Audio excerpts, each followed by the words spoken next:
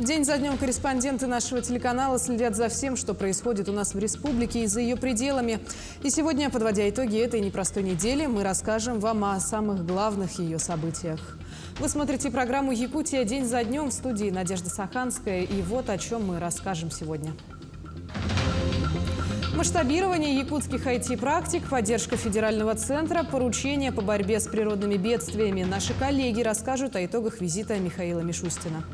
В 30 российских субъектов смогли ликвидировать очаги уже в первые же сутки. Вот конкретный результат.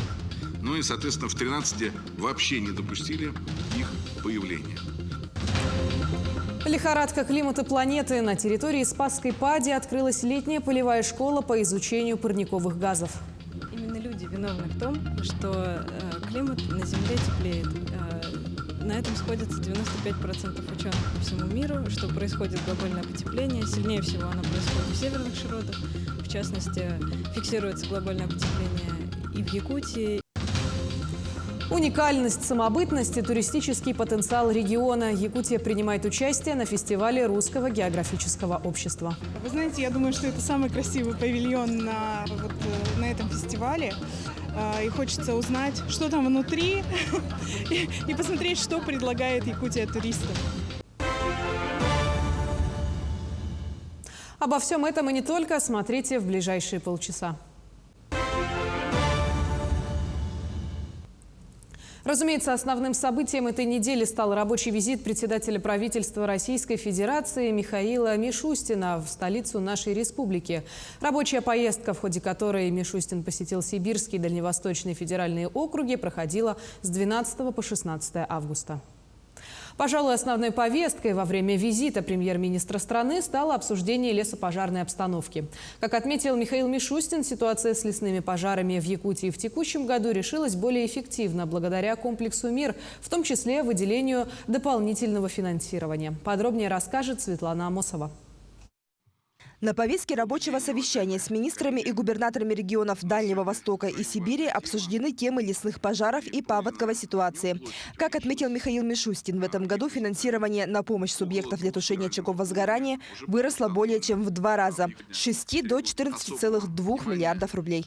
В 30 российских субъектов смогли ликвидировать очаги уже в первые же сутки. Вот конкретный результат. Ну и, соответственно, в 13 вообще не допустили их появления. И если сравнивать с прошлым годом, то с начала опасного сезона число пожаров снизилось на 15%, и пройденная огнем площадь уменьшилась практически в 2 раза. Ситуация в Якутии в этом году более эффективно решилась благодаря целому комплексу мер. Уверены, что во многом это происходит благодаря слаженной работе региональных сил и средств Рослесхоза МЧС. Кроме того, важный вклад вносит запрет на сельхозполив, который в ручном режиме очень жестко отслеживает губернатор Республики Саха-Якутия. Мы ему за это благодарны. Сказываются меры по авиационным технологиям, когда вызываются дожди. Я про себя думал, что в Якутии есть специальные силы для того, чтобы вызывать дожди, но сейчас к ним присоединилась авиация, и действительно мы видим гораздо больший контроль над обстановкой, несмотря на то, что погода жаркая. Мы сейчас север не ощущаем в полной мере, хотя дифференциал температур, конечно, высокий.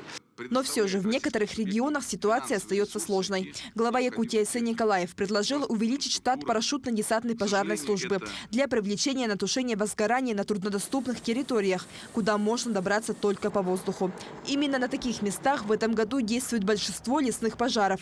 Также в ходе совещания была поднята еще одна насущная проблема. С этой ситуацией сталкивается не только Хабаровский край, на самом деле, и та же Саха-Якутия. Это как раз отсутствие топлива и возможности дозаправки воздушных судов. Вы сами понимаете, радиус подлета наших вертолетов – это 250 километров в одну сторону.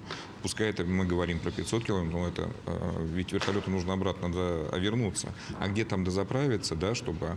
А у нас пожары возникали, которые нужно было обслуживать в том же Хабаровском крае, это за 1000 километров. Вот как раз этот острый вопрос, который необходимо решать. Кроме того, Михаил Мишустин распорядился создать временную инфраструктуру для размещения работников авиационной охраны лесов на труднодоступных территориях. Также особое внимание уделили паводку в регионах. В текущем году пострадали населенные пункты в 9 субъектах Дальнего Востока, в том числе и Якутия. В трехлетнем бюджете предусмотрено 15 миллиардов рублей, по 5 миллиардов ежегодно. Они направляются на строительство и реконструкцию 32 защитных гидротехнических сооружений. Большая часть, 23 объекта, должны появиться в дальневосточных субъектах. И их протяженность достигнет практически 170 километров. Айсен Николаев отметил необходимость строительства гидросооружений в республике. В частности, в селе Графский берег Намского улуса и в городе Верхоянске Верхоянского района. При наличии федерального финансирования и включении в госпрограммы они могут быть реализованы в 2023 году. В борьбе с стихией главное, если это возможно, конечно, действовать на опережение. Поэтому на защиту граждан от наводнений правительство выделяет существенный ресурс. Но понятно, что вызов-то у нас намного масштабнее, поскольку территория республики одна из самых паводкоопасных. Я думаю, что это будет наш приоритет в рамках сейчас и формирования бюджета, и вообще определения сроков этой работы, начиная с 2023 года. Заслушав предложение участников совещания, Михаил Мишустин поручил Министерству природы совместно с Министерством финансов и властям дальневосточных субъектов определить приоритетность строительства дамб. Светлана Амосова, Власий Сергеев, Григорий Хлопков, Якутск. И, конечно, в рамках рабочей поездки премьер-министр России Михаил Мишустин посетил самый передовой центр республики – IT-парк. Встреча с резидентами парка прошла в новом штабе цифровой трансформации. Премьер ознакомился с работой якутских разработчиков и оценил лучшие цифровые проекты региона. Тему продолжит Саргалана Неустроева. В ходе рабочего визита в IT-парк премьер-министру представили проект, в рамках реализации которого к концу 2025 года к высокоскоростному интернету подключат все арктические районные центры. При этом Мишустин подчеркнул, данные, с которыми сегодня работает республика, намного сложнее, чем те, с которыми приходится работать другим регионам. Здесь, вероятно, имеется в виду большие труднодоступные территории, отсутствие логистики и многое другое. В области IT-технологий республика занимает лидирующие позиции. Об этом сегодня уверенно заявляют как Михаил Мишустин, так и представители федерального Минсвязи. Республика является одним из регионов-лидеров России по цифровой трансформации, по подготовке IT-кадров, по разработке программного обеспечения, компьютерных и мобильных игр. Это действительно признанные факты. Вовлеченность к общей цифровизации республики показали и разработчики, в том числе и области здравоохранения. Тема на сегодняшний день острая – выявление онкологических заболеваний. Здесь якутские IT-специалисты вывели на рынок приложения, не имеющие аналогов ни на Дальнем Востоке, ни по стране в целом. Проект «Онкопоиск САХА-РФ» позволяет пройти анкетирование на наличие тех или иных заболеваний буквально за пару минут. Сервис работает 2 года. За 2 года выявляемость онкоскрининга повысилась на 40%. Порядка 30 тысяч людей уже прошли анкетирование. Около 13 тысяч людей были направлены на обследование. И также у 1500 людей были обнаружены другие патологии.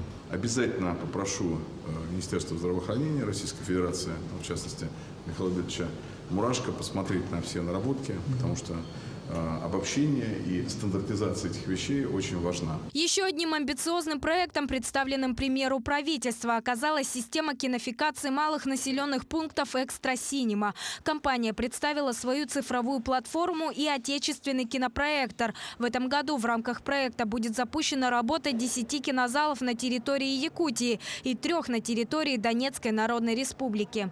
Михаилу Владимировичу очень понравился проект. Он поручил нам его побыстрее внедрить, продемонстрировать. Продемонстрировать это Министерству культуры Российской Федерации. И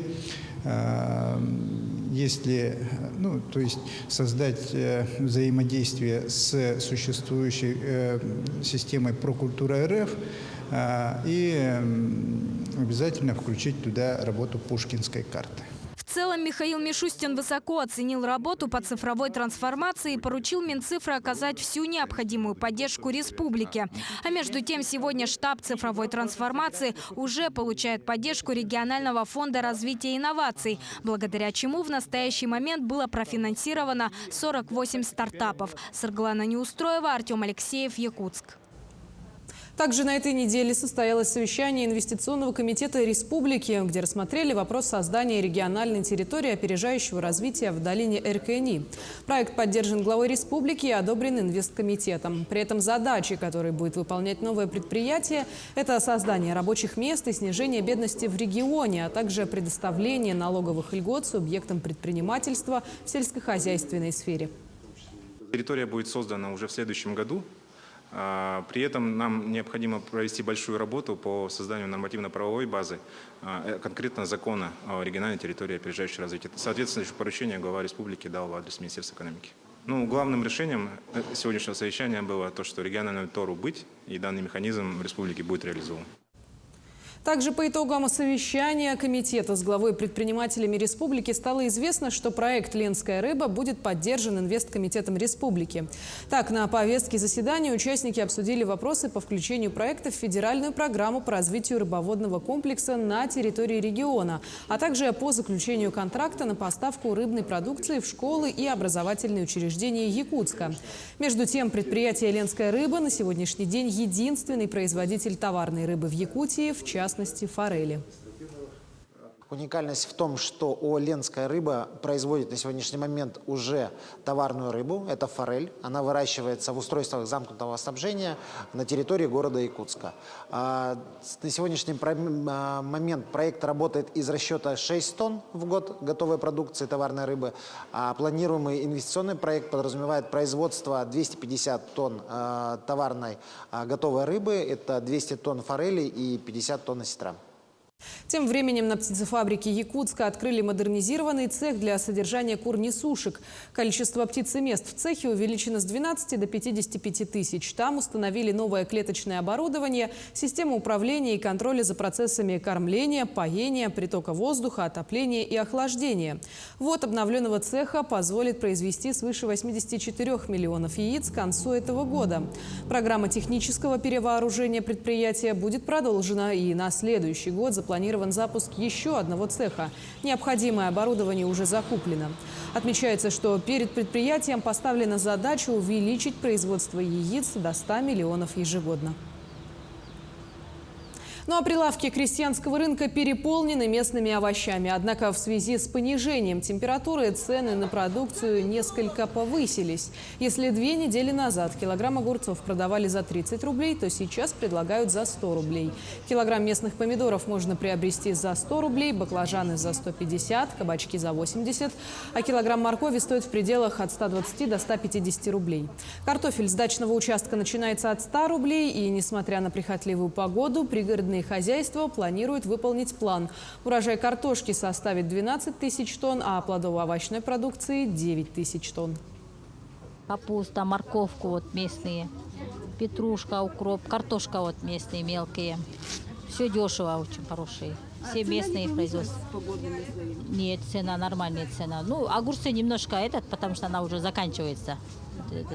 А помидоры, остальные арбузы, капуста, все дешево уже. Например, кукурузу 250 продают. Если мы еще скидку скидываем, хорошо. Мы продолжим сразу после короткой рекламы. Оставайтесь на нашем канале.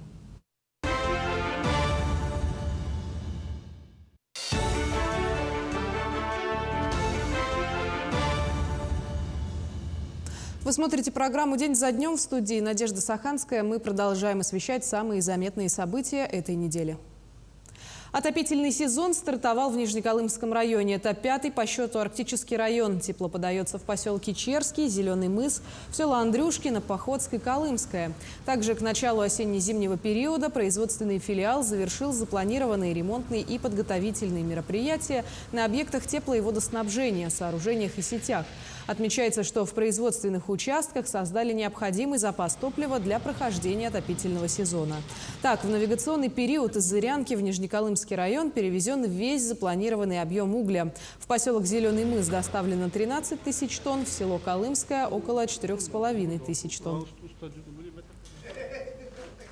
Более 50% подготовительных работ проведено перед началом отопительного сезона и в Якутске. На станции ГРЭС проходят ремонтные работы. Выполнен капитальный ремонт газотурбинной установки номер 8.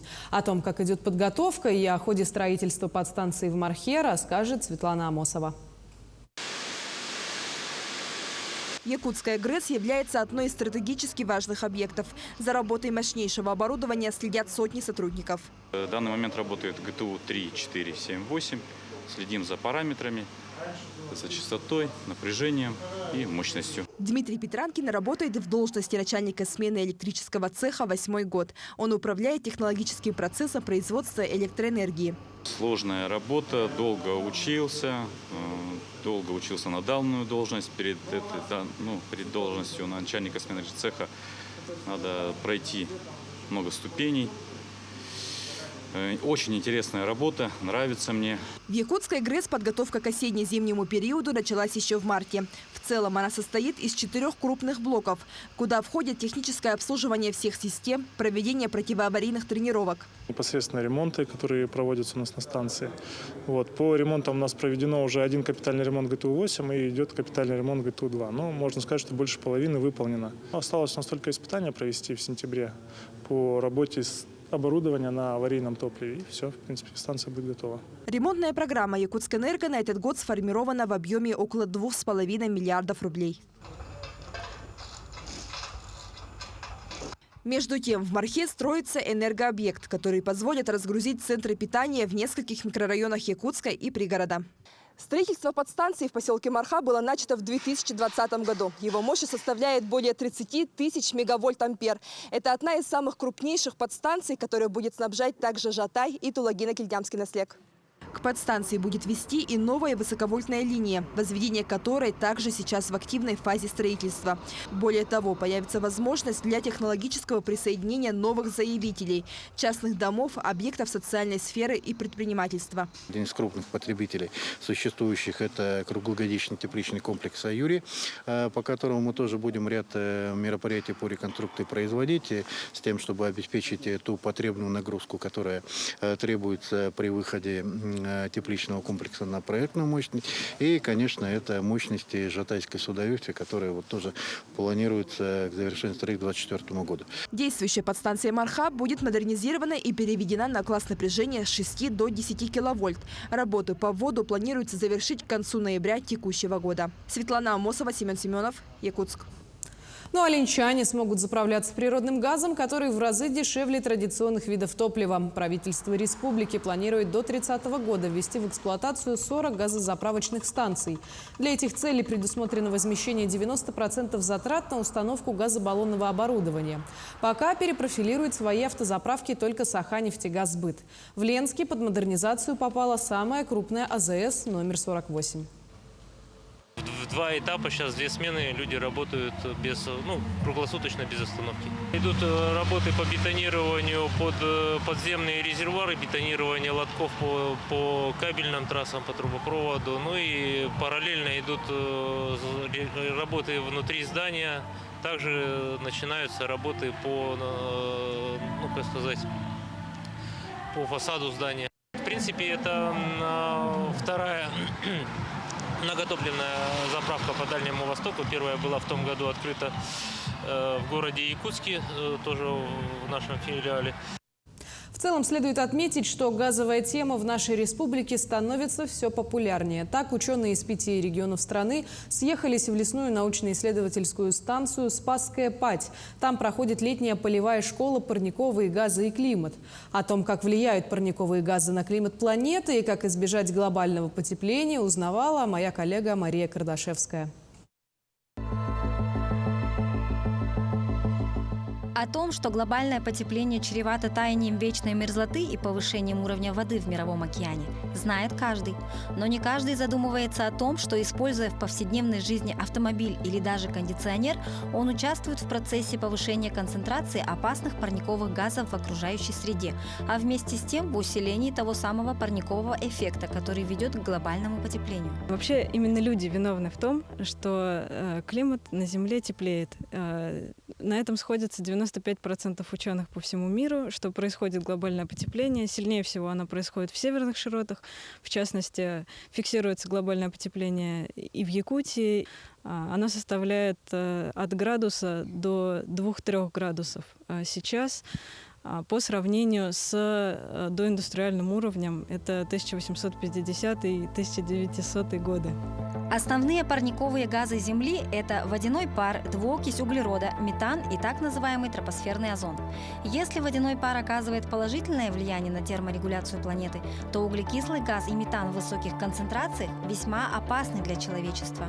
Сейчас климат Земли сильно лихорадит, да? И мы находимся на начале природного коллапса, когда нарушается структура природной среды и характер взаимодействия ее частей. И из-за этого сейчас в последнее время участились экстремальные погодные явления, которые вызывают большую тревогу. Ученые из ведущих научных институтов страны съехались в эти дни в Якутию. Они проводят для своих молодых коллег лекции о влиянии парниковых газов на климат планеты. Где данные хорошие, где плохие, как узнать, в это время прибор хорошо работал или плохо, нужно ли эти данные править, нужно ли пересчитывать, каким-то образом вводить поправки. Летняя полевая школа для молодых ученых проходит на базе лесной научно-исследовательской станции «Спасская Падь». Она находится рядом с Якутском и занимает территорию более 440 гектаров. Это одна из старейших станций страны, была построена еще в 1952 году. Станция имеет 3 вышки, которые расположены на территории лиственничного, березового и соснового лесов. Это сделано для того, чтобы измерять показания в условиях разного фотосинтеза. На каждой вышке на разной высоте расположены приборы, которые измеряют концентрацию основных парниковых газов в воздухе. Метеорологические приборы стоят, и все приборы по кабелям идут в эту нашу лабораторию, и там все сохраняется с помощью регистратора данных.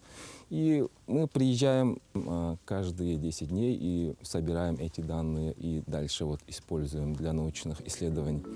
Замеры делаются не только на Земле, но и производятся по спирали в высоту 3 километра. Эти исследования помогают прогнозировать влияние парниковых газов на терморегуляцию планеты и климат в целом. Ученые сходятся во мнении, что вследствие человеческой жизнедеятельности концентрация опасных парниковых газов значительно повысилась, и что человечеству необходимо начать пользоваться природными ресурсами благоразумно. Мария Кардашевская, Артем Алексеев, Якутия день за днем. На этой неделе на Комсомольской площади в Якутске состоялось открытие купольного презентационного центра столетия образования якутской автономии. Здесь представлены книги, изданные к юбилейному мероприятию. Также организована выставка сувенирной и наградной продукции. Кроме того, посетители центра могут увидеть филателистическую стендовую выставку, посвященную Якутии. Помимо выставок состоялась и презентация проекта «Медиа-школа Аяр» и познавательная викторина по столетию республики. А у стен Кремля в парке Зарядье дали старт одному из крупнейших событий лета. В День географа начал свою работу 5-й фестиваль Русского географического общества. За 11 дней гости смогут изучить страну от Калининграда до Камчатки, увидеть удивительных морских млекопитающих Арктики, узнать об истории географических открытий и познакомиться с многообразием культуры, традиций народов России. Якутия на выставке также представила свой павильон. Чем удивляют наши земляки, узнаем у Максима Кардозу. Фестиваль Русского географического общества – это уникальная площадка, где можно познакомиться с разными регионами России, увидеть их самобытность, оценить туристический потенциал. Якутия второй раз участвует в форуме и не стесняется выделяться. В этом году якутский павильон находится не просто в центре экспозиции фестиваля. Он в центре Москвы, в центре страны. Посмотрите, это стены Кремля. Буквально через дорогу храм Василия Блаженного. И это прекрасная возможность прийти сюда и сделать историческое фото нашей прекрасной белоснежной якутской урасы на фоне Спасской башни. В павильоне представлена выставка, посвященная быту и культуре народа Саха. Но центральное место занимает экспозиция о якутской лошади, ее сакральном смысле, роли в жизни обычных скотоводов. Мы сегодня посвятили нашу экспозицию, конечно, еще и завершению буквально, действительно исторического конного перехода, самого длинного в истории России. Конного перехода в 11 тысяч километров, который совершили наши земляки, молодые наши коневоды Дугуйдан Винокуров и Мичил Неустроев. Мичил не смог дойти до самой Москвы, но до Новосибирска они шли вместе. Это сложнейший, очень рискованный переход был. Вы знаете, я думаю, что это самый красивый павильон на этом фестивале. Я зашла внутрь. Очень красивые национальные костюмы. Он очень отличается, очень колоритный. Я считаю, что он привлекает внимание. И хочется узнать, что там внутри, и посмотреть, что предлагает Якутия туристам. Фестиваль продлится 11 дней. Все это время в якутском павильоне можно будет получить мастер-класс игры на хомусе, познакомиться с традиционными настольными северными играми, послушать лекции от наших ученых. А на воскресенье запланирована грандиозная презентация республики в рамках фестиваля. Гостей и жителей столицы ждет большой концерт якутских и российских исполнителей, а также осохой у кремлевских стен. Максим Кардозов, Виктор Олесов, Москва. Якутские технологии на службе армии России в рамках форума «Армия-2022», который проходит в подмосковных Кубинках. Якутская компания «Хату-Тент» и военный инновационный технополис «Эра» подписали соглашение о сотрудничестве. Документ предполагает проведение совместных научных исследований в сфере развития перспективных разработок военного и двойного назначения. Подписание прошло в присутствии главы Якутии Айсена Николаева. После глава ознакомился со стендом компании «Хату-Тент». Она была создана в 2017 году и специализируется на производстве утепленных изделий, которые используются для защиты техники при экстремально низких температурах. Разработка наших ученых может использоваться для защиты военной техники в боевых условиях.